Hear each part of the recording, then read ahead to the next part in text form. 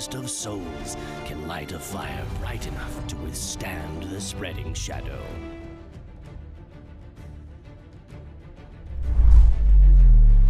Well, everyone, welcome back, and today we've got a fun news story, basically of don't trust digital shit in gaming, and this is a great example because Ubisoft are messing people around in a pretty damn major way. In fact, they mess people around in a very, very big way, and then they just decided that instead of fixing the problem and addressing people's concerns, they just kill the whole thing anyway. Because, why serve a small number of dedicated customers when, you could focus on the other bigger things? I guess that's what Ubisoft thinks. So, to get into this story then, it is the game Might and Magic 10, pulled from sale. But the story behind this is actually far more funny because it shows off, I think, a decent portion of Ubisoft incompetence. Right. So I dive in here. This is by Wesley Ian Poole of Eurogamer. So, Might and Magic 10 Legacy came out in 2014. That's not overly long ago. There's a lot of games in that era that are still played. And it was included in a list of older games that Ubisoft have decided to end online support for. So when you hear that, you usually think, oh, that's a pity, no online support. At least I can play it in single player, or maybe there's some way we can hack in some dedicated servers or do a Hamachi job on it or something. Well, whenever they did that, Ubisoft actually also shut down the DRM servers. And this meant that people were left not able to access significant portions of the single-player content and DLC for this game. That's pretty bad. That's stuff that they paid for. It's not like just, so the multiplayer component of this game you bought, you can't play Mass Effect 3 multiplayer anymore because they shut the servers down. Well, at least you can play Mass Effect 3. No, this is literally DLC that people purchased. They could no longer access that, and you can be sure that's DLC that was released later, post-release of the game, right? So that is very, very, very goddamn incompetent that they turned off the support in a way that would cause that impact. Now, they either did not know that this would happen or knew that it would happen and were just content to not fix the issue, because the game was still available for sale, even though it was basically a bit broken, and they would actually let you purchase DLC, the DRM servers for which were not turned on. So this basically just meant that they ruined the whole thing, even though they still had it for sale on stores. And now they have finally, rather than fixing these issues for the game, no, they've pulled the plug. You can see here, notice, at the request of the publisher, Might and Amp Magic X Legacy is no longer available for sale on Steam. So, now, new people, as Wesley points out, are not going to run into this issue. Great. If you already own the game, screw you. And that is what Ubisoft have decided to do. What do you think of that behavior? There's one clarification that I think, I'm not 100% sure on this, but I was reading on this story when it first broke a while ago about the DRM problem, and the unable to access significant portions of its single player content roughly translates to you can't finish the game unless you manage to get a workaround to function so you can actually finish literally the base game. No, so they broke the game. Yeah, so they literally broke the actual game, not just the DLC, which is honestly completely insane. But, yeah. And this is stuff that we were terrified of happening in 2009, 2010 with the first wave of DRM on PC games.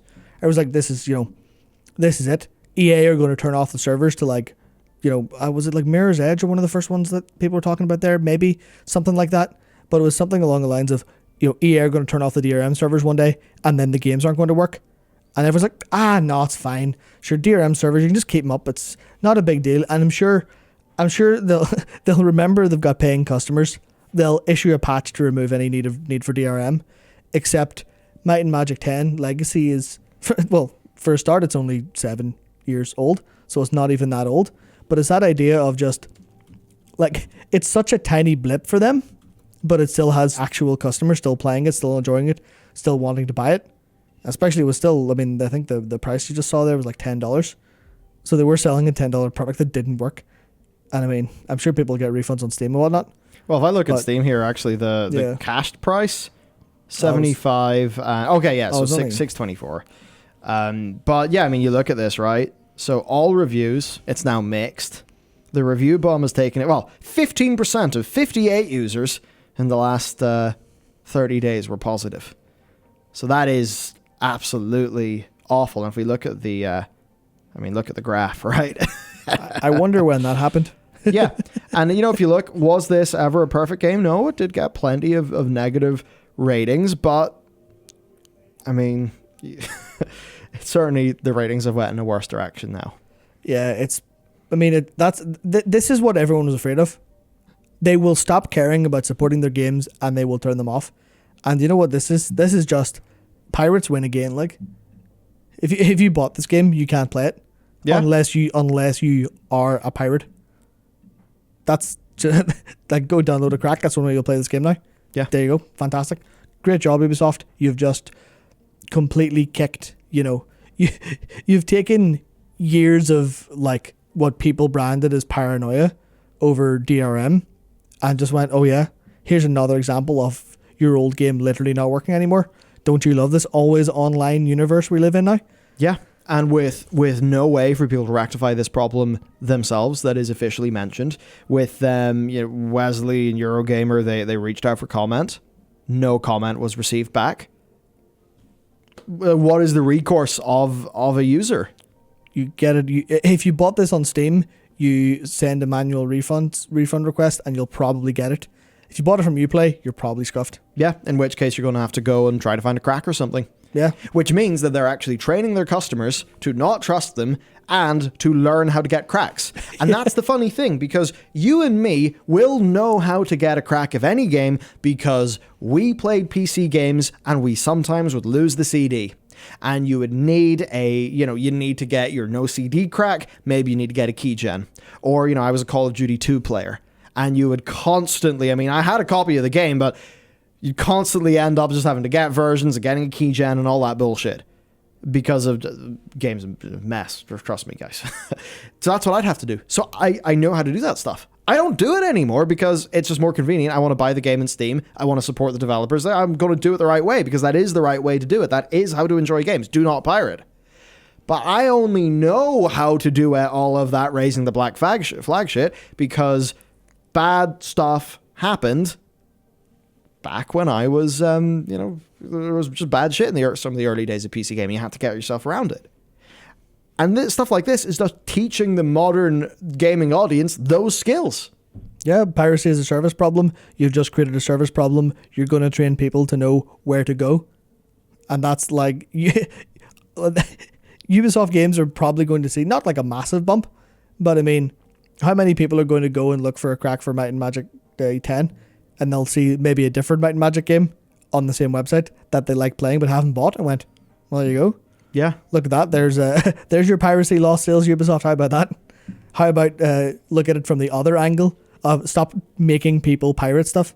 Yeah. So this, basically, to wrap this story up in a neat bow, if you're concerned about your games just having the plug pulled, especially okay, guys, do you have a niche game? Actually, answer us down in the comments. Is there some form of niche game?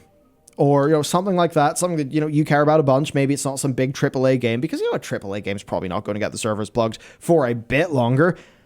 But if there is that just nice niche game you really, really, really like, could it be at risk? I think this proves that your worries are founded. That's the situation we all have to deal with now. So that's basically it. You're right to be concerned. You're right to be concerned. I'm right to be concerned. That's the situation. We need... in the gaming industry, a way for companies to pull the plug in their servers where the user doesn't get screwed over. Whether that just means that it's standard practice to allow shit to be open or something like that, or that games have it always built in that should servers go down, there is a way for dedicated servers run by community to be plugged in or something like that. We need some sort of process because right now this is a total heap of shite. And as time goes on, this will happen more and more. So that's that. right? We hope you enjoyed this, even though it's absolutely not an enjoyable topic. This is really bad for games and erodes people's confidence in the things that they buy, which is not good. So yeah, let us know what you think, and I guess we'll see them in the next one, won't we? We will. Yeah, Absolutely. see you in the next one.